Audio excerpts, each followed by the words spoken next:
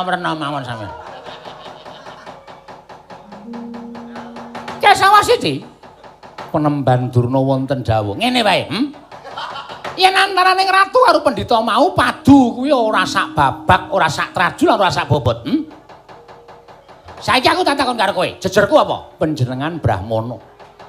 Nggonmu dadi Brahmana, nggonmu dadi pendhita, nggonmu dadi guru ana ing pertapan Kutha Runggu iki lagi iso dieta kanggo wilanganing driji. Durung ana sesasi, durung ana setahun gedene. Lah kok dadi ucapmu wis sak kepenake dhewe, omonganmu wis sajae kaya ngabangake kuping.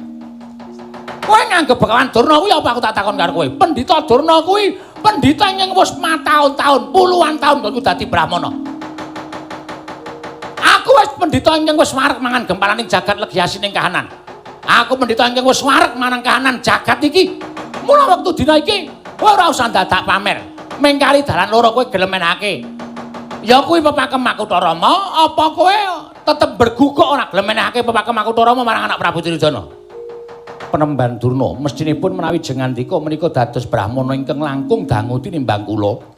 Mestinipun sampun prisa. Kula nyuwun pangapunten. Mboten wonten alamipun wahyu kok dipun suwun sak enggen-enggen. Selagipun tiyang badhe kedunungan wahyu kemawon dipun lampahi Prihatastapa Brata. Tumindak ingkang sae supados kedunungan wahyu ning Gusti. Nanging sabab menapa dinten mangke nembe tumon kula ing atase wahyu kok dijaluk kaya wong potang-potang dengkul manuk ora. Ora sapenake dhewe ngomongan karo aku. Nganggo tatanan. Aku aja tak anggap pendhita sing iso dijak guyon, iso dijak sak kepenake dhewe. Aku pendhita sing wigati, aku pendhita sing penting, ora mung pendhita cepete-cepete kaya kowe iki. Saiki ngene wae, tawenake apa ora? Menawi mboten kula aturaken, lho, tegese kowe wani karo Begawan Durna. Menawi kula wantun kalian panjenengan, ayo, rupa wani, jembar wani, padangane wani, petengane apa meneh?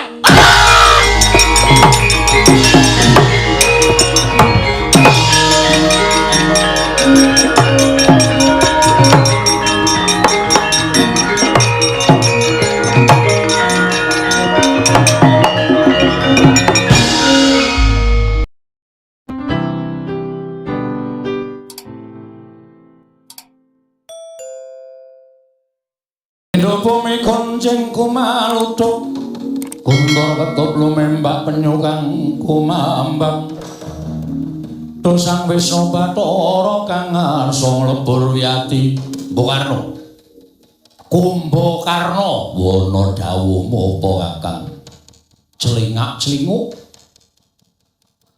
kowe kaya wis ora betah mapan ana ing tawang gantungan dasarmu apa lan sebabe apa Kakang Prabu Rahwana tega temen kowe kalawan aku kahananku mbok jlomprongake mapan ing tawang gantungan kowe paring pangandikan yen to iki papane wong kang bakal nampa kasuwargan nanging tinemune kene papaning para sukma sangsaran ingkang padha ngenteni dina akhir lan padha ngenteni hukuming sing kuwasa iki dudu papanku iki dudu nggonku aku moh mapan ana ing kene karya slamet aku tak golek dalane kasuwarganku kakang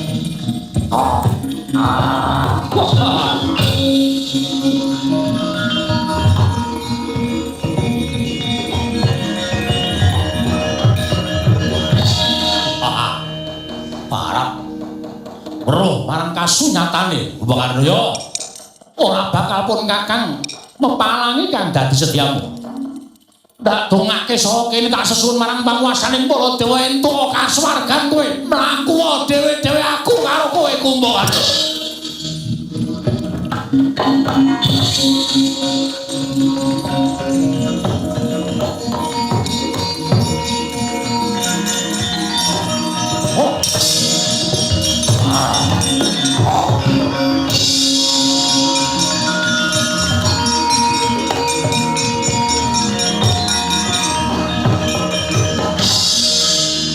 mlaku ing wanci peteng kepapap obor sastra biar badang trawangan barang aku bisa wal saka Kakang Rahwana nggone lenggah ana ing tawang gantungan Gunawan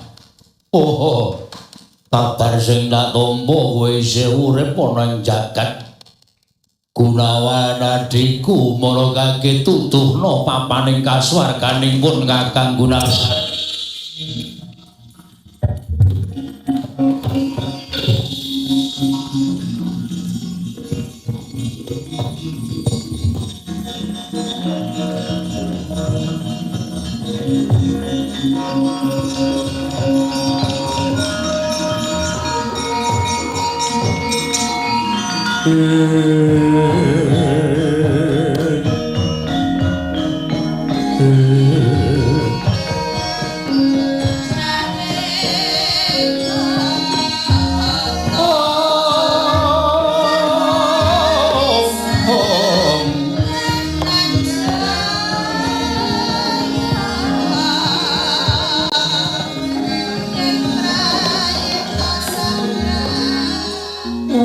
Sembah pangabekti kula unjuk Kakang Mas yo tatompo gawe lega-legawaning penggalipun Kakang ora liwat pangestunipun Kakang Tampanono Gunawan kula ndika jimat paripin dayana ing kasantosan sanget akaryangipun raos sing manahipun ingkang rayipun Gunawan dene ngantos sing nggo sepriki tasih katingal bingung sapa jengandika Kakang Mas panglebur gongso. Aku dhewe bingung. Monggo niatku nggonku maju ning pabaratan nalika semana ora sithik wae cecek ing atiku mbelani angkara murkaning Kakang Dasamuka. Nanging aku labuh negara Ngalengka. Lah kok tinemune bareng aku temekaing pati sasar susur lakuning sukmaku kuwi aku luput apa Gunawan. Aku kleru piye? Nyuwun pangapunten. Kalampatanipun Kakang Mas punika boten wonten gandeng cenengipun kangen paduka labuh tumrap negari Ngalengka namung kemawon mugi anggatos ning kawuningan. Mataun-taun anggen paduka lirwa dhateng kewajiban. Lirwa sing kepiye? Lirwa dhateng kewajibaning kasatriyan. Jiwa kasatriyanipun Kakang Mas Kumbhakarna boten dipun sramakaken netepi dhateng kewajiban minangka dados satyaning praja. Namung tansah kerep anggen paduka ulah tapa nindra ngantos pinter-pinter warsa lampinipun. Menawi negari Ngalengka boten kinarubut ewoning wanara balanipun Prabu Rama kula kinten dereng kendhat anggen paduka lampah tapa nindra. Bilih kelepatan menika sinandhang dening paduka Kakang Mas Kumbhakarna satemak seda paduka boten pikantuk margi ingkang sakmesthenipun.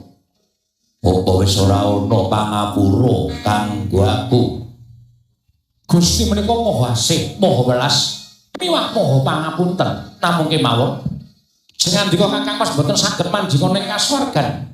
Nanging kedah tumimbal netepi kasatriyanipun Kakang Mas langkung rumiyin sarana manjing angganipun satriya panenggak Pandhawa ingkang kekasih Raden Werkudara ing ngrikalenggan sakmangke mapan wonten ing wana Duryapura Kakang.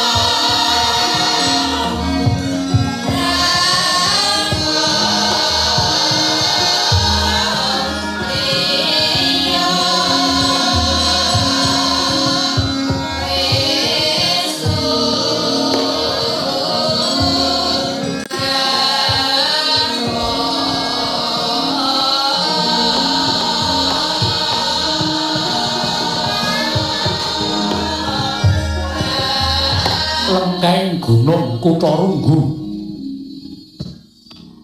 wonten satunggiling pecrabaan papan pangganing Brahmana ingkang winasan pertapan Kutarunggu.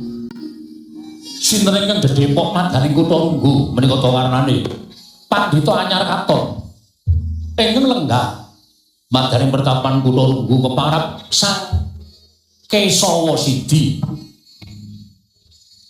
Pandhita tuntas kawis sithik paningali tur sabarang pangandikane dadi kadang nembe sawetawis kok enggak madaning lengkeng ngarga Kutarunggu parandene kathah sangganing siswa cantrik manguli jejanggan indung-indung ulu guntung ingkang samya mangarsama ngersaning Sang Wikudibya dada katingal gumarenggeng lengkeng Gunung Kutarunggu. Risa juga Sang Tapa Begawan Kesawa Sidi nedheng lenggah madaning pecrabaan kathah sangganing para cantrik ingkang samya mangarsama parandene dhateng wonten ingkang cinatet lenggahe kejawi mung siswa kinasih nenggih pandhita ing Kendari Sadaya ing Kundalini Sang Mayangkara ya Sang Anoman mabuka Susilastawa ngadya muka kon jeming bantara dumugi mulai sawanipun Sang Mayangkara ya Sang Anoman sigra murwani pangandikan nenggih Sang Begawan Kesawa Sidi dadi teka mangkono jeneng pangandika Sang Tapa ingkang dereng kababaring lisan.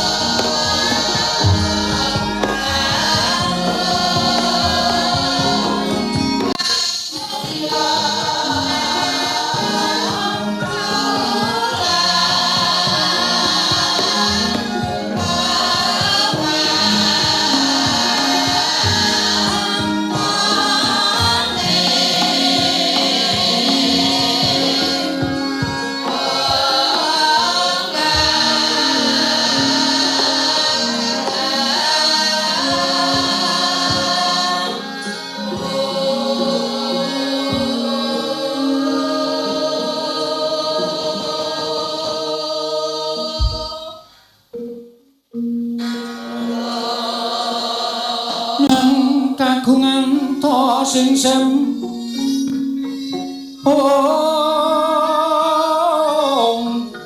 sasak sampun prapti katonas to pukulun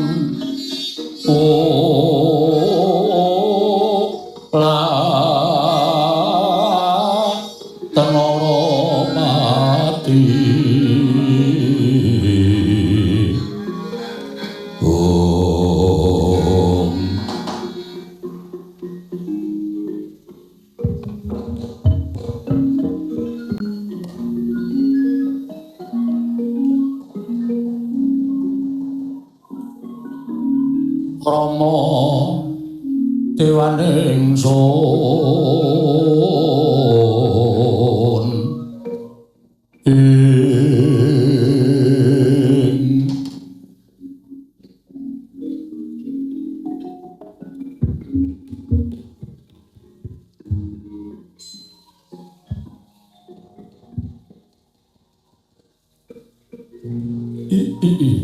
oh ngastu ngomong sidam sekaring bawono langgeng Anoman ayo kaget sira ndak caketake nggone sowan ana ing mertapan Kutha Runggu Mayangkara.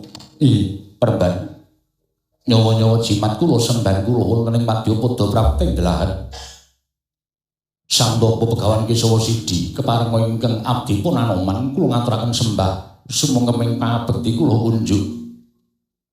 Sang Penemban, ya Mayangkara ndak tampa ora liwat pangestu Kutampanana kula pundhingga jimat paripik dayanana ing kasantosan. Senggana aja kaget dene dina samengko sira ingsun caketake nggone sowan ing pertapan Kutha Runggu.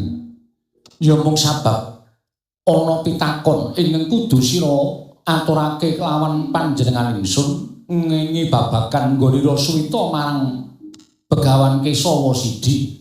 Senggana Kesawa Sidi kuwi pandhita gunung. Papanku ana ngereng-ngerenging Gunung Kutha Runggu, bebasan adoh ratu cerak watu. Babagan ngelmu ndak kira anoman luwih ngerti tinimbang Kesawa Sidi jernyatane. Nadyan sira kuwi dadi siswaning ingsun nanging sira kuwi klebu sawijining brahmana ning pertapan Kendali Sada. Lan akeh siswa-siswa saka Kendali Sada. Sira sawijining brahmana ingkang wis menang gelar sarta amedhar kawruh ngelmu. Nanging sabab apa? Teka dina samengko Suwita marang Kesawa Sidi. Aku dudu pandhita ingkang kebak kawruh guna kasantikan, aku dudu brahmana ingkang kebak kawruh guna jaya kawijayan lan aji-aji ingkang mumpuni. Nanging sebab apa dene sira sowan sarta Suwita marang pertapan Kutha Runggu Senggana? Nyawa-nyawa jimat kula, sesembahan kula. Sang Penemban Kesawa Sidi, kula nuwun mahapunten. Inggilan botenipun ngelmu satunggiling brahmana menika boten katandha wonten pundi cumandha ing sang wiku menika kala wau.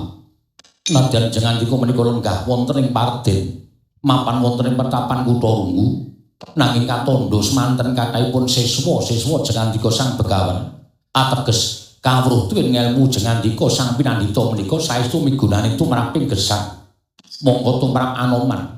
Nadyan kula menika sampun mataun-taun anggen kula agelar brahmana wonten ing Kendali Sada. Nanging tumrap ingkang abdi pun anoman tiyang ngangsu kawruh ngudi ngelmu menika boten winates dhateng umur miwah derajat tuwin pangkat. Waton tasih saged ngulir budi ngasah kadiwasan tasih melampah kanthi rancak pametan tuwin pamikiripun anoman. Kula tasih sagah gayuh ngelmu menika badhe kula tindakaken ngantos dumugi jaman menapa kemawon Penemban.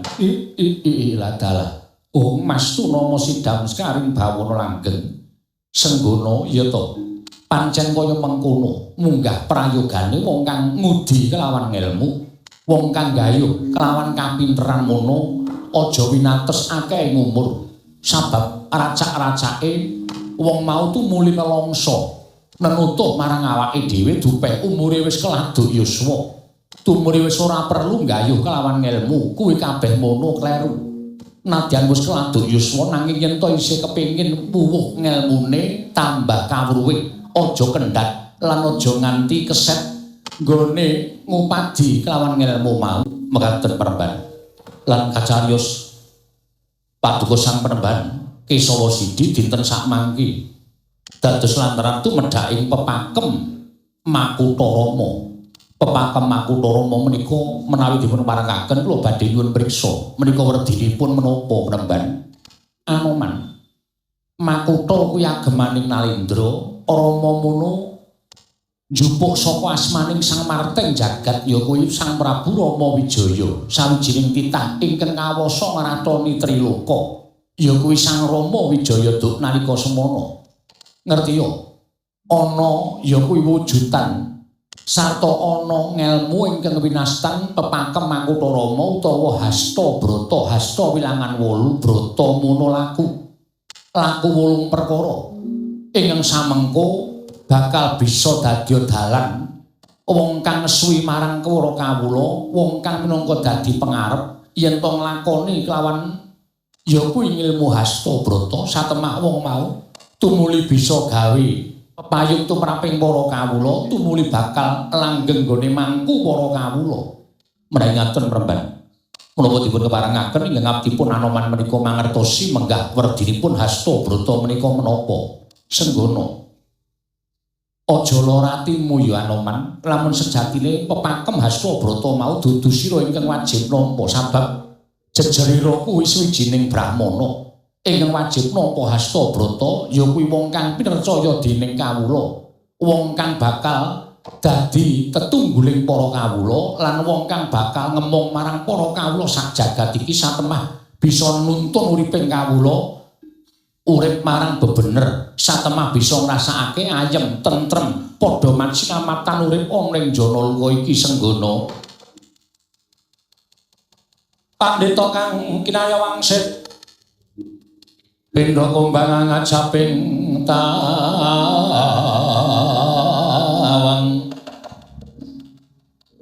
angajaping tawang susuh angin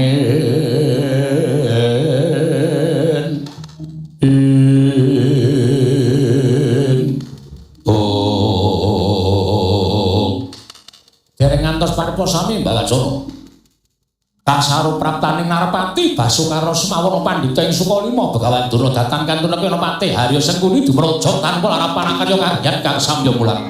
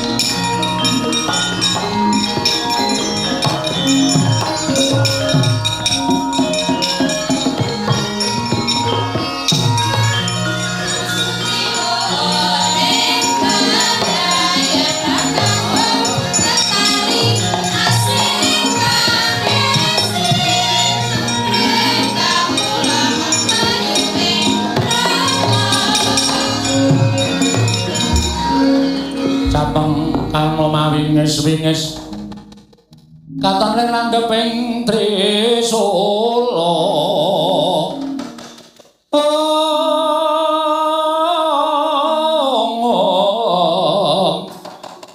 netra markata lereng kabaranan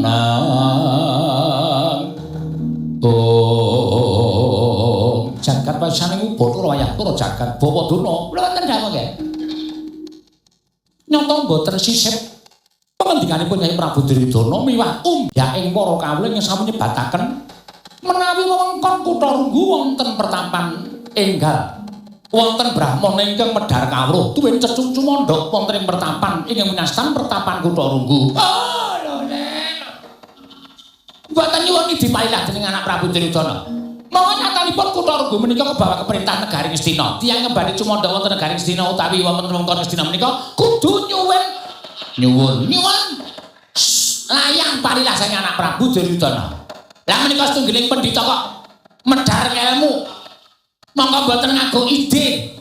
Nggih, mboten ngawi izin. Mboten ngawi izin sang anak Prabu Duryudana kok. Ibaratipun jaman samangke menika kok ngedeke sekolahane ra ono izine. Nah samangke mawon menika nyahak dateng Pranatan negari Ngastina. Dipun dangu nggih, dipun dangu. Menapa para saestu bilih si nemang Kesawa Kasidi menika? Sinten? Kesawa Kasidi. Kesawa Sidi. Kesawa Sidi menika badhe medhar kawruh ingkang winastan Tritundha Gagating aran. Astabrata. Sampeyan niku nek mboten ngerti ampun sok ngaran. Bapak Durna lenggah sekecok. Nggih. Mangke nek kira-kira pendhita menika ngayal, ora gelem lunga saka Kutha Runggu. Wah, pun disiapke para santa kula. Kinen njojak lenggahing brahmana anyar kanten ing namipun Kesawa Sidi menika. Nggih. Ning ketoke kok cahyane mencor. Nah, cahyane mencorong. Pendhita niku nek nuwun sewu, cahyane pasuryan ketok murup niku cetha nek ngelmune pancen ngelmu nyata. Ning sampeyan seprika kok dereng tau murup. Baterene mboten kula ganti kok. Oh. Bleret terus? Nggih. Nggih, Kakang Durna. Lenggah sing raya iki, Pak. Nggih.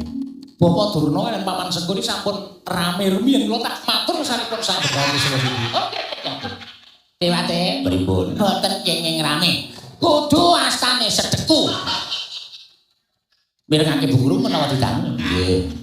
Apa 56?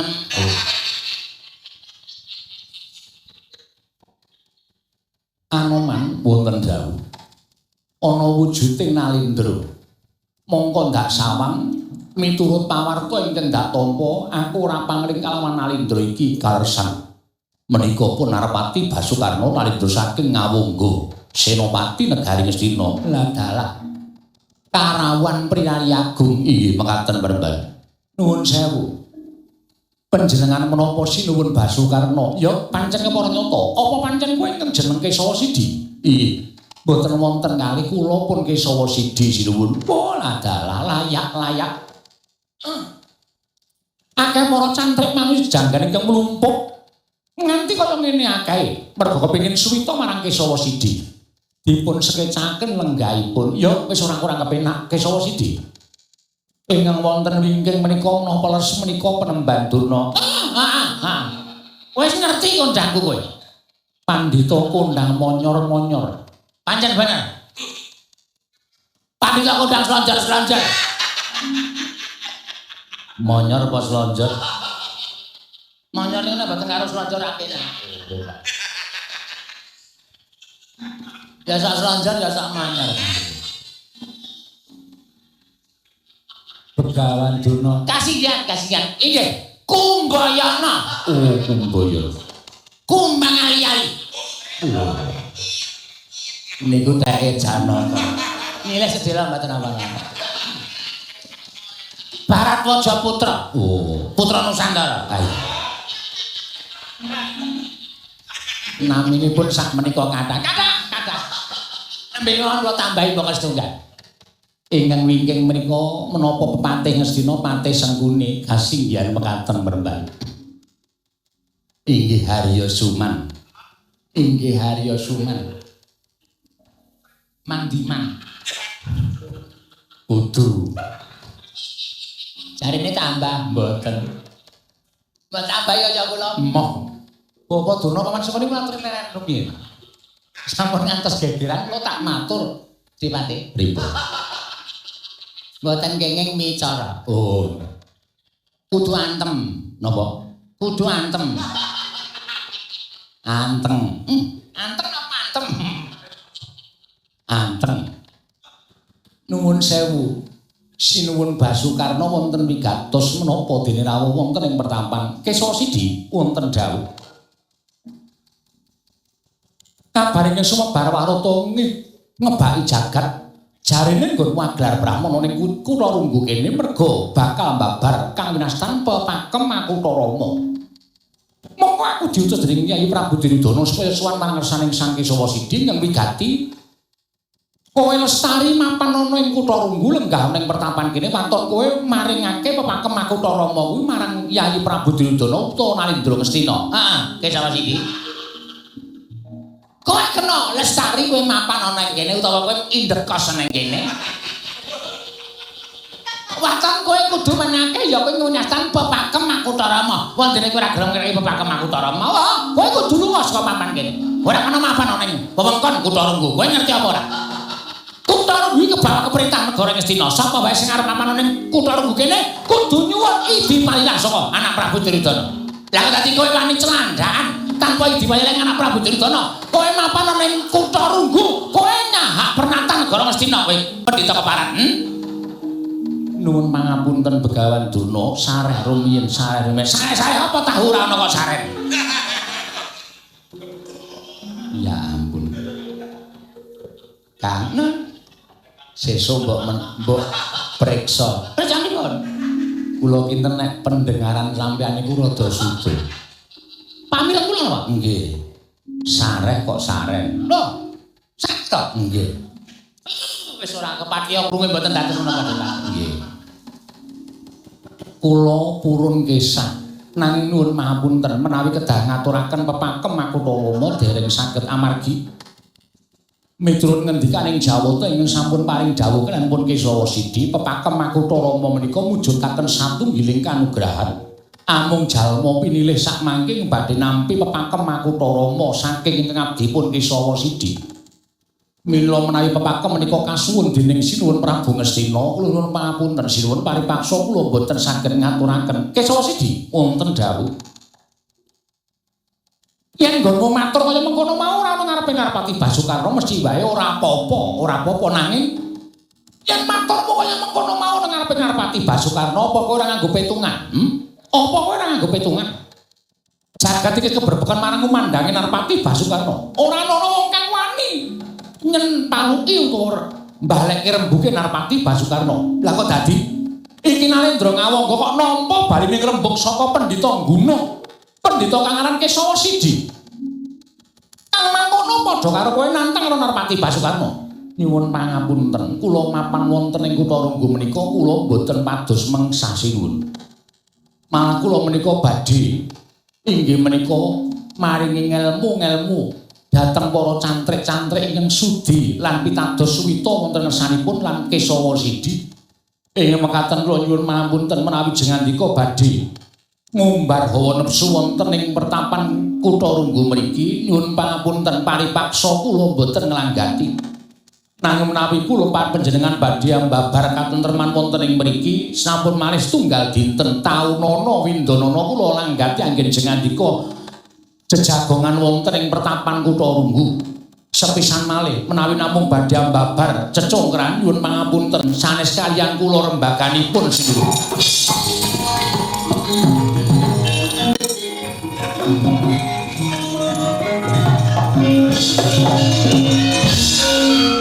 Kepate Pripun? Sonak kula nek liwat niku kursine ora dipepet-pepetke. Apa ana pendhita kok brobos longan? Sampeyan yo sajahe kesusu kok. Kesusu lah. Senengane kok dalan kok dipepet-pepeti. Dengkul kok dialang-alangke. Ben nyenggol, ha? Nawarna mawon sampeyan. Kesawa Sidi.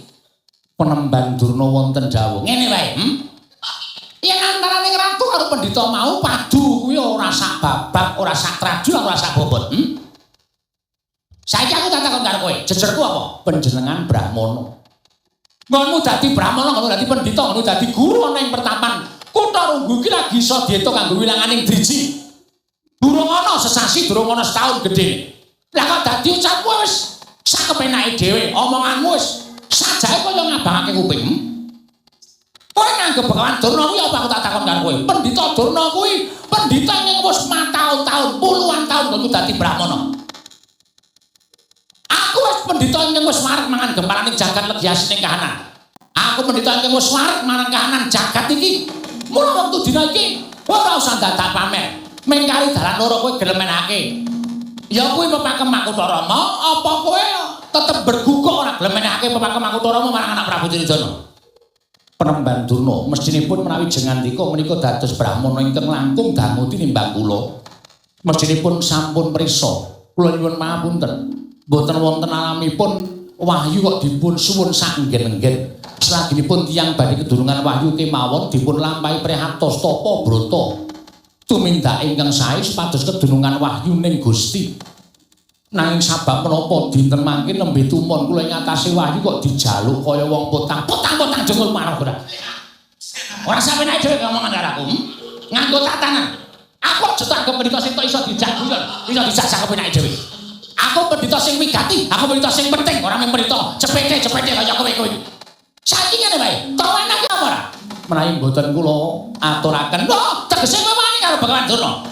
menawi kula wantun kalian panjenengan, Ayo, rupa wani, jembar wani, padangane wani, petengane apa meneh?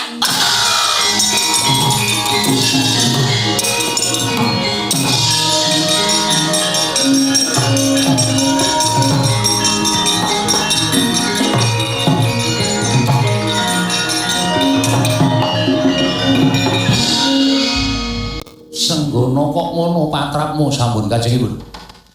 Menawi boten nganten boten paripurna lampanipun.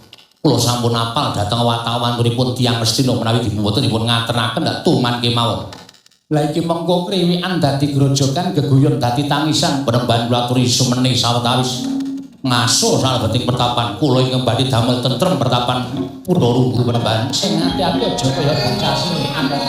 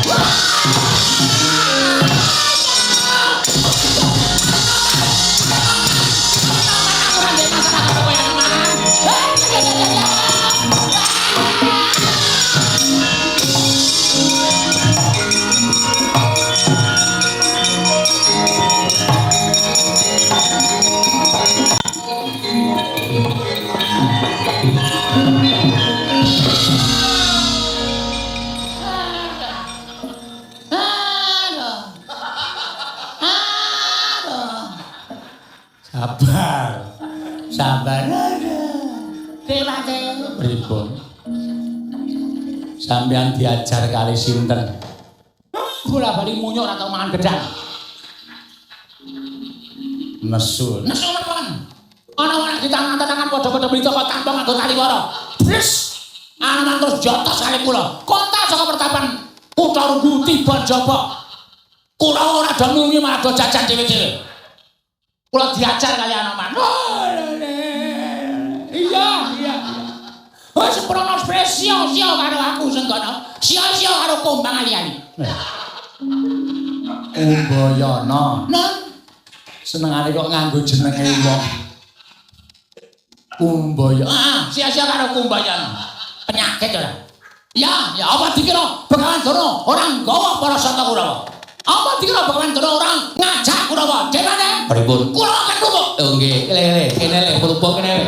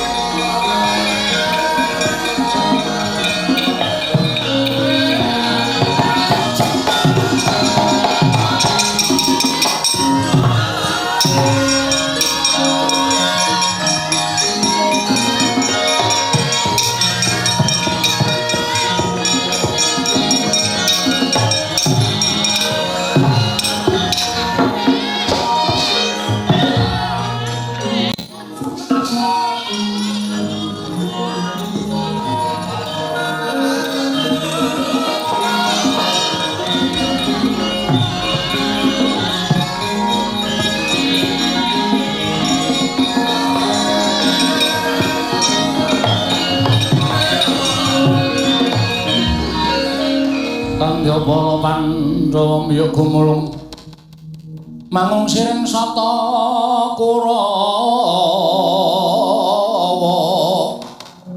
Kambau ngesra katite merut layut sagung praratu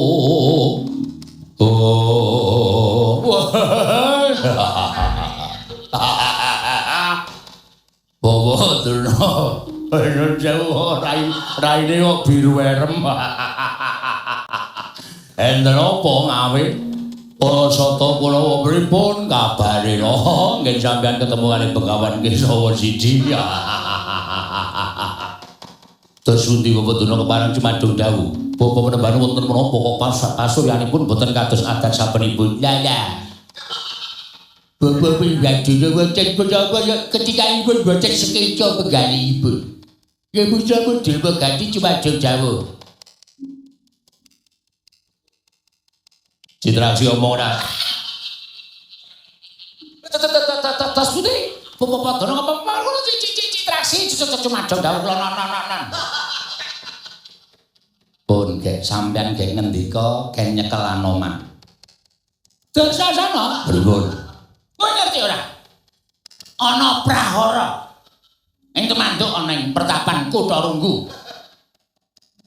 wonten prahara sebabe apa sing digedhake anak Prabu Duryudana caturke marang Begawan Kesawa Sidi pendhitanya sing mapan ana ing lengkahe gunung Kutha Runggu nggih nalika semono supaya tak jaluk kowe kuwi mepangkem Kutha Rama ning Kesawa Sidi gondheli bekasan nganti aku runtik aku mangkel Kesawa Sidi tak tantang lah kok jebul muridé ora trima lho muridé Kesawa Sidi sinten ya kuwi ora kejaba Anoman Mulasara karo aku dijotosi turun dalan mula kowe tak kelumpukke iki supaya kowe males wiranging Begawan Durna Anoman golek ana munyuk tuwa elek kae dibondo tangane dikrincung sikile dikrangkeng mengko nek titiwancine dibleh bareng-bareng pateni Anoman wis penyangok wis kaki sapa sing iso nyekel Anoman sapa iso mateni Anoman wah njaluk bebono apa tak wenehi njaluk hadiah apa tak wenehi wis kemenyang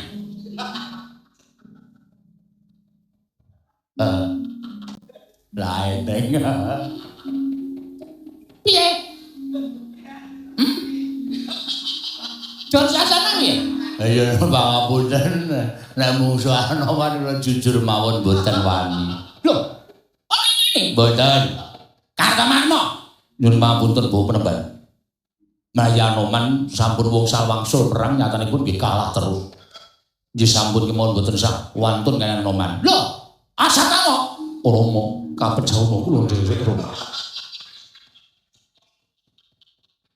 kula mboten wantun menawi mangsa Anoman asatama wonten jawab aku iki sapa panjenengan tiyang sepuh kula Satsudarma kula bapak kula apa kowe ikhlas kowe tega nek bapakmu diajar wong Anoman ngajar karo aku kok kowe dikon balaske bapak kok ora gelem menawi wantun kula purun nanging pamunten mboten wantun bapakku iki dicerkasi Anoman mangke setunggal minggu rak sampun sembuh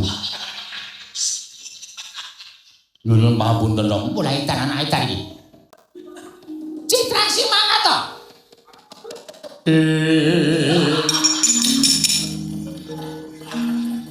Papang jeneng kang walik sandangan bodhek wong simbar jojo Mang walang lentis nyogang sile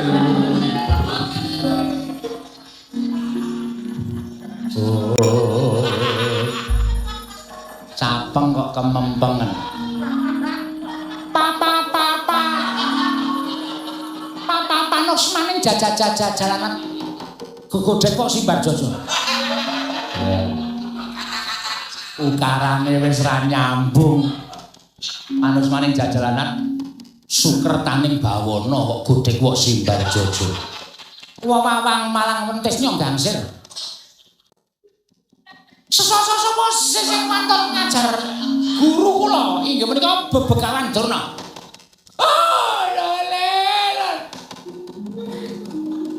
ora ya kejaba mung Anoman Citraksi Anoman sing wani ngajar karo aku panos maning jalanan Anoman kowe wani ngajar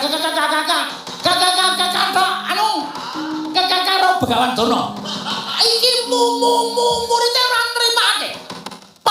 jangane wani petengane apa meneh. Ora nglakon mati dening aku tinjo akhirat nyawamu mati.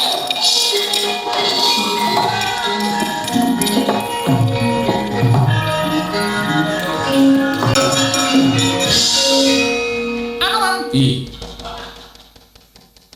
Kowe ngajar Begawan Durna. Iya dasar Purnyoto. Apa kowe ora melek? Apa kowe ora melek? Begawan Durna kuwi guruku. Ora peduli. Kowe lah wani tenan Citrasi. Adu arep karo Anoman. Wah, pancen yo kae muridku tenan arep rada pekok ning muridku tenan kae. Kalau sampeyan wani malangkrik ning arepe Anoman ora Citrasi ora bakal. Mangkoten di mati. Nggih, kula nggih nonton kajeng weruh patine Citrasi. Kok dadi kewane tenan. Iki mergane patimu. Panggau tayoni. Mati kene aku. Iya, ayo maju. Mati kene. Iya, maju.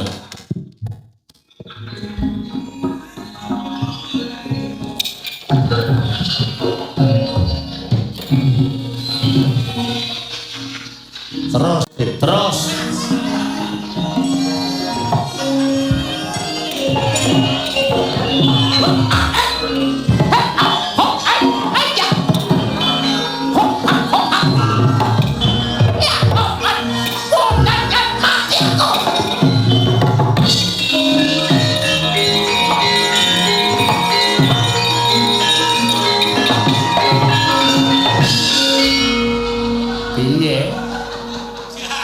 Kok kalah? Sampeyan weruh dhewe kok. Heeh. Sing Anoman ketemu kali kula. Ah iya. Kula terus nantang Anoman. Anoman ora minggat iki mergane pancen. Rame banget. Bras. Aku ya krungu, aku ya weruh. Nggih. Rame banget. Kula betok tumbak. Anoman nyaut panggaring tumbak disendal. Sirah kula dipupuh nganggo pang. Kula semanggaken man. Wah wis. Wedan penontonnya bubar. Dudu pas ora rapati aku. Penontonnya udah balik dhewe-dhewe. Priwan. Ana cara kula malah isin. Pendhita kok minggu dolanan karo Citraksi. Citraksi mriko ki mung nuduki blek. Janjing gane karo hap hop. Anggap sampean perang napa? Citraksi ki tukang ngapusi kok. Bukan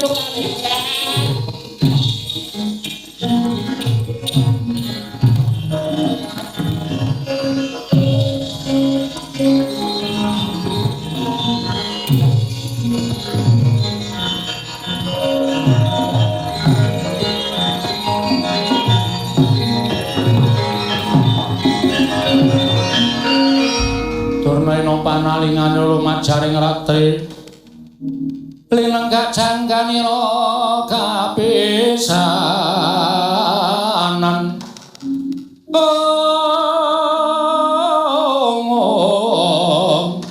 aneng mrang Bratayuda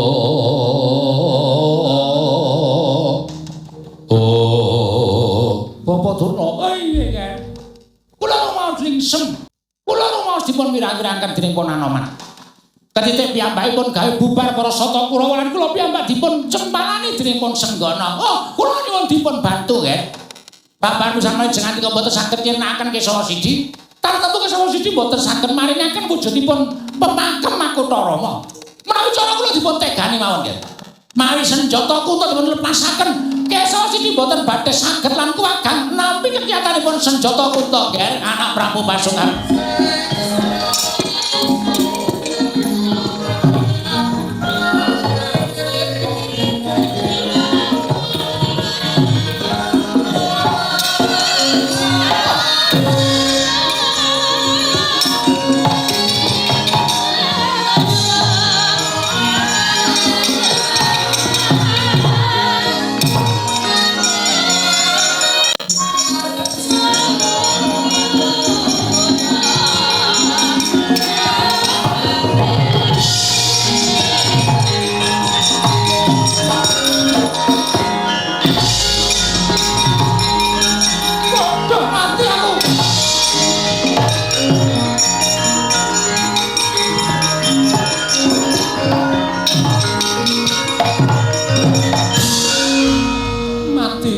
Apa Rembar?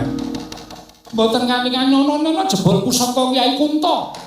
Piyandelipun ingkang putra ing Ngawangga sinau dening pun Rembar. Dipun beto mlajar. Apa Rembar?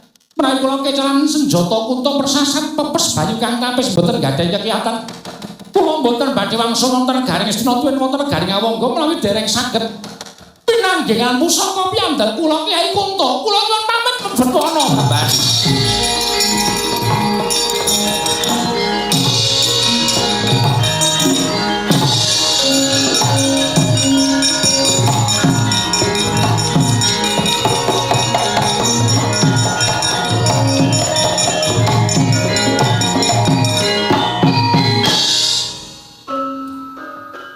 Matur suwun. Wah, matur suwun kagem paguyuban alumni SMP 1 utawa PASTU dalam rangka ulang tahun yang ke-78 SMP Negeri 1 Yogyakarta. Bengi iki ya nek Iya, iki mergo nimbali wayang Sliman iki mergo ulang tahun yang ke-78 SMP Negeri 1 Yogyakarta dipersembahkan oleh paguyuban alumni SMP Negeri 1 utawa PASTU. Oh. Sing panjenengane ingkang asta minangka dadi ketua umum PASTU paguyuban alumni SMP 1 Yogyakarta panjenengane Bapak Dr. Andes Suryadiman MM. Oh, menggantikan ketua PASTU yang lama ya kuwi panjenengane Dr. Gun Nugroho Samawi utawa Pak Gun. KR terus Iya, sing wis tilar donya wis manjing ana ing kasuwargan. Saksedane Pak Gun sing asta minangka ketua satu ya kuwi Bapak Suryadiman. oh iya, Sing mau pidato mau. Iya, kae bola-bali nimbali awake dhewe terus. iya. Nek ora kahanane ora corona wis nyorek tanggalan. Iya.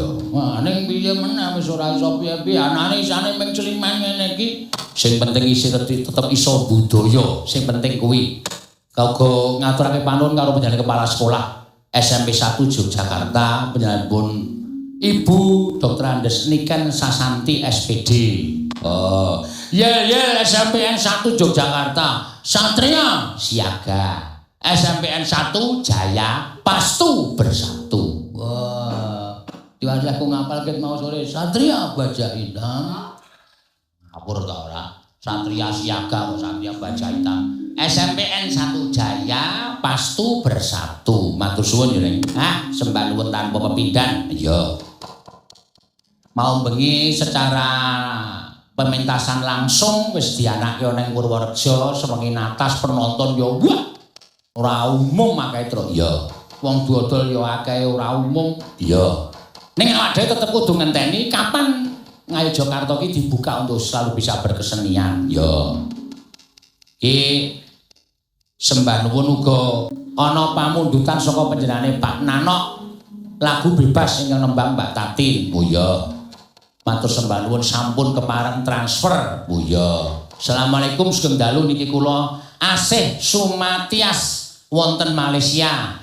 Saking Tulungagung pandhenipun Pak Seno ngapunten ing kathah mangke badhe request lagu napa angsal lagunipun Nali Janjine. Angsal.